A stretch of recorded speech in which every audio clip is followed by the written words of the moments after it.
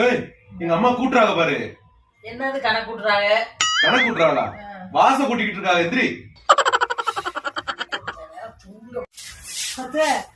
கொஞ்சம் லேட் ஆயிடுச்சு, நான் கூட்டுறேன். கொண்டாங்க. மணி 6 மணிக்கு தூங்கி கிடந்தா மூதேவி தான் வீட்டுக்கு வரும், சீதேவி எப்படி வரும்? விடி எந்திரிச்சு வழக்க மாத்த எடுத்து கையில கொடுக்க அவதான் குடும்ப பொம்பளை. கரெக்டா செய்யறேன். கரெக்டா செய்யற. போய் தூங்கு போ. என்ன சத்தம்? The next day. கடவுளே, இன்னைக்கு பொழுது நல்லா இருக்கு. என்னடி இப்படி காலையில விளக்கமாத்தோட வந்து நிக்கிற? ஏண்டி நீங்க தானே சொன்னீங்க குடும்பத்து பொம்பளைன்னா காலையில விளக்கமாத்தோட நிக்கணும்னு? அதுக்காக இப்படி அடி எந்திரிச்சு வந்த ஓ மூஞ்சில அடி முடிச்சிருக்கேன். மூதேவியே ஓடி போயிரு விடுவோம். தப்பாடி. நேத்து என்னமோ அப்படி சொன்னீங்க, இன்னைக்கு என்னமோ அப்படி சொல்றீங்க. போங்க.